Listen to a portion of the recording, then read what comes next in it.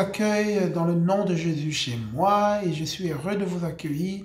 Et merci aussi à vous de m'accueillir chez vous devant votre écran. Nous voulons encore partager ce que nous sommes en train de partager depuis quelques jours. Le thème que nous sommes en train d'aborder, c'est le fait de comprendre les temps. Et on a dit comment comprendre les temps, il nous fallait la révélation. Et pour pouvoir avoir la révélation, il nous fallait une vie de prière. Et nous sommes au pied de Jésus et il nous communique les différentes clés pour développer une vie de prière. Et aujourd'hui, nous allons voir la dernière clé. Que si vous n'avez pas vu les autres clés, ce sont des messages de 10 minutes. Vous pouvez aller les voir. Ils sont sur YouTube. Alors aujourd'hui, la dernière clé, c'est que Jésus nous a donné, c'est ne nous soumets pas à la tentation, mais délivre-nous du mal. Ne nous soumets pas. Et cette clé, c'est la clé du combat spirituel. C'est la clé du combat spirituel. Il nous faut, pour que tu développes ta vie de prière, tu dois comprendre qu'il y a un combat. Tu dois comprendre qu'il y a un combat. Tu dois comprendre qu'il y a un ennemi qui t'en veut. La Bible dit, Jésus a dit dans Jean chapitre 10, 10, le voleur ne vient que pour dérober, détruire et égorger. Et tu dois savoir qu'il y a un ennemi qui vient pour dérober, il y a un ennemi qui vient pour égorger. Tu dois savoir ces choses. Et il est dit, ne nous soumets pas à la tentation. Ce n'est pas Dieu qui tente, c'est l'ennemi qui tente. Tu as un ennemi qui veut soumettre ton point faible. Il connaît tes points faibles et il veut soumettre ça. Il connaît tes points. Et savez-vous que chacun d'entre nous a un point faible. Chacun d'entre nous, on a des points faibles. Chacun d'entre nous, on a des endroits où nous sommes moins forts. Nous sommes plus forts dans certains aspects et moins forts dans d'autres. Et savez-vous que l'ennemi, son but est de venir te présenter des tentations par rapport au point dans lequel où tu es plus faible. Et c'est pour ça que Jésus est en train de dire que nous devons apprendre à cette prière. Ne me soumets pas à la tentation. Ne permets pas, Seigneur, que mon point faible soit soumis à l'ennemi. Ne permets pas. Et je viens devant le Seigneur. C'est vrai qu'il va avoir des tentations. C'est vrai que l'ennemi, Dieu ne nous gardera pas forcément, ne nous évitera pas forcément les tentations. Il va avoir, c'est pas Dieu qui nous tente, c'est l'ennemi, mais nous traverserons cette tentation avec la force de l'Éternel parce que nos points faibles vont devenir une force parce que nous nous appuyons sur lui. Et c'est ça que ne permet pas. Et c'est ça que Jésus est en train de dire que nous devons apprendre. Et ce que j'aimerais vraiment communiquer à chacun d'entre nous en ce moment, nous devons apprendre à faire des prières préventives. Nous devons apprendre avant la tentation à déjà trouver la force nécessaire. La force nécessaire que quand l'ennemi vient avec ses tentations, nous nous sommes déjà tenus dans la présence de Dieu. Nous avons dit au Seigneur, ne me soumets pas à la tentation. Jude chapitre 1 verset 24, Jude 1, il est dit, or à celui qui peut nous préserver de toute chute et nous faire paraître devant lui dans sa gloire irrépréhensible et dans l'allégresse. Irrépréhensible, oh j'aime. Or à celui qui peut vous préserver de toute chute. Et moi, personnellement, je prie tous les jours. Parce que nous sommes des êtres humains, nous pouvons chuter, mais je prie parce que je sais que Dieu peut me préserver de toute chute et je viens devant lui. Je viens tous les jours, Seigneur, préserve-moi de toute chose. Jude chapitre 1, j'aime ce passage, ça fait des années que la première fois que j'ai écouté ça, j'étais allé dans une église et puis un pasteur avait prêché, j'étais très jeune à l'époque et ça m'avait vraiment beaucoup touché, je suis toujours jeune. Jude chapitre 1, verset 24, or à celui qui peut vous préserver de toute chute et vous faire paraître devant sa gloire irrépréhensible, dans l'allégresse. Oh, c'est magnifique. Dieu peut nous préserver de toute chute.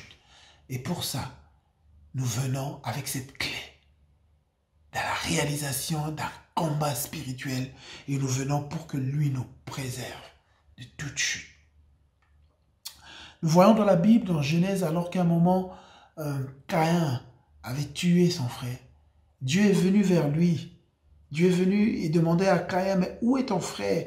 Et puis Caïn dit, ah non, je ne suis pas. Et puis, gardien de mon frère. Et puis Dieu va lui dire, certainement, si tu agis bien, tu relèverais ton visage. Si tu agis mal, le péché se couche à la porte de ton cœur. Et ses désirs se portent vers toi. Mais toi, domine sur lui. Et c'est ce que Dieu dit à chacun d'entre nous. L'ennemi, quand il vient avec ses tentations, le péché se couche à la porte.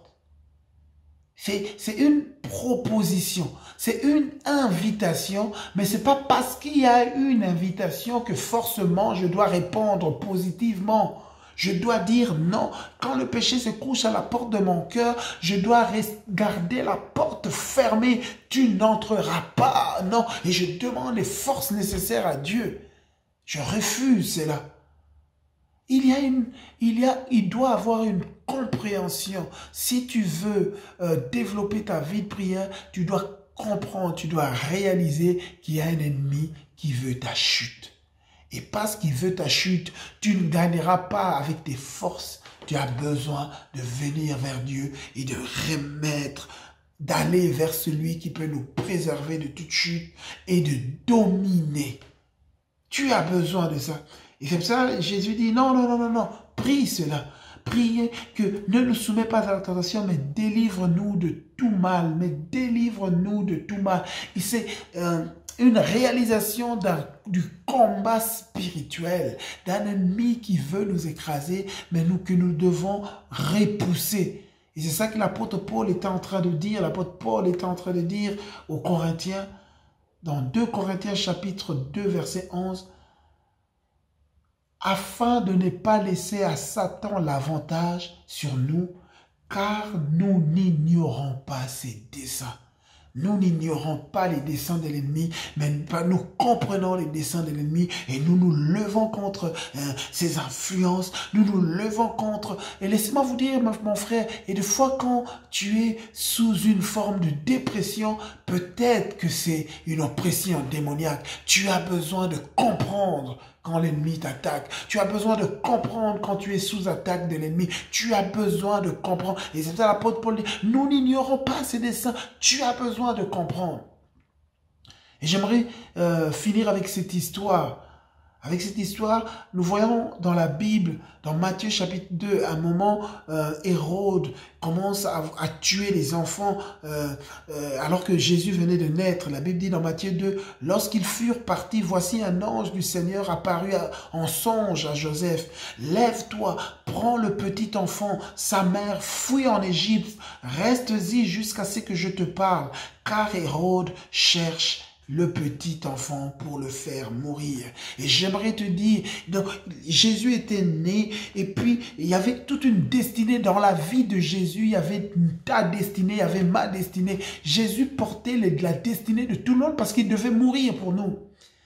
Et il y avait un ennemi qui voulait faire mourir cette destinée. Et j'aimerais dire à chacun d'entre nous que nous devons comprendre qu'il y a un ennemi qui veut faire mourir ta destinée. Il y a un ennemi qui veut faire mourir ce que tu es appelé à devenir. Et ici, dans Matthieu 2, 13, la Bible dit que l'ennemi, Hérode, vous cherchez le petit. Quand les destinées de Dieu sont encore petits en nous, c'est encore en nous, ça ne s'est pas encore exploité, ça ne s'est pas encore vu, il y a un ennemi qui veut faire mourir ça. Et il faut qu'on comprenne. Il y a des gens, vraiment, j'aimerais t'avertir, alors que tu es sous une forme de dépression, tu es comme oppressé. C'est l'ennemi qui veut faire mourir le petit en toi. Il veut faire mourir, il faut que tu discernes et Dieu te parle. Il faut que tes yeux s'ouvrent, que tu comprennes que tu es sous attaque. Il faut que tu comprennes. Et quand Dieu a parlé à Joseph, Joseph a quitté l'endroit où il était pour protéger. Et des fois, face aux attaques, nous avons besoin Quand nous venons dans la prière, nous avons besoin de révélation, de compréhension que nous sommes sous attaque et ensuite nous quittons l'endroit où nous sommes. Nous quittons. Il y a des gens, vous êtes là chaque jour devant la télévision, vous écoutez les infos, on parle de corona chaque jour, on parle de toutes sortes de gens qui sont en train de mourir et puis il y a une forme de dépression qui est sur toi. Tu as l'impression que tu commences même à être malade à force d'écouter tout ce qui est en train d'être dit. Je suis en train de te dire que tu es sous attaque, tu dois quitter. Quitte, éteins la télé. Et c'est ça que l'ange est venu dire à Joseph, quittez cet endroit-là, car Hérode est en train de faire mourir. Et c'est ça la dernière clé, la compréhension du combat spirituel, la compréhension de la réalité d'un combat spirituel. Quand nous comprenons cela, notre vie de prière prend une autre dimension. Nous comprenons cela, notre vie de prière. Il faut que tu apprennes à discerner quand tu es sous attaque. Il faut que tu apprennes à discerner quand l'ennemi se lève contre toi, quand l'ennemi veut faire tuer tes destinées. Tu dois apprendre à comprendre ça et à te lever dans la prière. La dernière clé, tu dois apprendre à te lever dans la prière. Et donc voilà, nos séries s'arrêtent là. Pour comprendre, et donc aujourd'hui je prendrai quelques minutes encore en plus, pardonnez-moi, mais donc pour pouvoir comprendre les temps, nous devons développer une vie de prière. Nous sommes dans des temps particuliers. Et laissez-moi vous dire, dans ces temps particuliers, chaque moment d'obscurité, les temps particuliers, sont des opportunités pour l'Église de briller davantage. Chaque fois que les ténèbres se lèvent, ce sont des opportunités pour l'Église de briller davantage. Mais pour pouvoir briller, nous devons recevoir la révélation de Dieu de ce que nous devons faire. Comment est-ce que nous allons briller? Pour pouvoir briller, il faut que tu te mettes en mouvement. Pour pouvoir briller, il faut que tu comprennes ce que tu dois faire. Et pour comprendre ce que tu dois faire, c'est dans la prière. Et le Seigneur Jésus nous a donné les clés. Les clés pour pouvoir se mouvoir dans la prière. Les clés pour pouvoir se mouvoir dans la prière. La première clé, j'en ai parlé, c'est la réalisation que nous avons un Père. Il est notre source. Et je vous avais dit le premier jour, notre source nous a annoncé qu'il y a une autre étape. Et Dieu te l'annonce qu'il est ta source. Et la deuxième étape, la deuxième clé pour se mouvoir dans la prière, c'est de pouvoir sanctifier le nom de Jésus, le nom de Dieu dans notre vie, de grandir dans la crainte de Dieu. La crainte de Dieu est une clé puissante pour développer une vie de prière. La crainte de Dieu. Et la troisième clé, c'est le royaume de Dieu, de laisser priorité au règne de Dieu, laisser nos royaumes mourir, laisser ce que nous, on pensait comme notre volonté. Et je vais donner juste un exemple. Abraham, pour pouvoir voir les projets que Dieu avait prévus pour lui s'accomplir, il devait d'abord accepter de sacrifier Isaac. C'est quand il a accepté de sacrifier Isaac qu'il a vu les projets de Dieu s'accomplir. Il ne l'avait pas fait, finalement Dieu est venu. Mais quand tu acceptes de sacrifier ta vie, je ne suis pas en train de vous dire de vous suicider, je suis en train de vous dire d'apprendre à renoncer à vous-même, d'apprendre à renoncer à vous-même. Et quand vous le ferez, vous verrez alors à ce moment-là les destinées de Dieu s'accomplir. Et la quatrième clé, c'est d'apprendre à se décharger sur Dieu. Cinquième clé, apprendre à pardonner. Et la dernière, la réalisation du combat spirituel. Voilà, notre capsule arrive à sa fin. Que le Seigneur vous bénisse abondamment. Nous sommes ensemble dans la présence de Dieu. Nous continuons. Il y aura dans les prochains jours d'autres séries qui vont continuer. Et nous voulons sortir de ces moments de confinement, changer, transformés, puissamment fortifiés dans notre être intérieur. Que le Seigneur vous bénisse abondamment.